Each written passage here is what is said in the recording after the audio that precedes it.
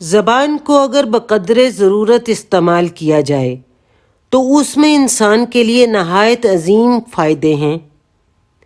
لیکن اگر زبان کو غیر ضروری کاموں میں استعمال کیا جانے لگے تو یہ انتہائی مفید چیز انسان کے لیے ایک انتہائی مضر چیز بن جائے گی۔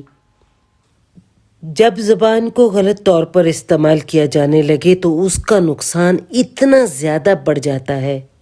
کہ اس کا حساب لگانا ممکن نہیں۔ زبان کا غلط استعمال یہ ہے کہ آدمی اس کو دوسروں کی برائی کرنے میں استعمال کرے، وہ افواہوں کو پھیلائے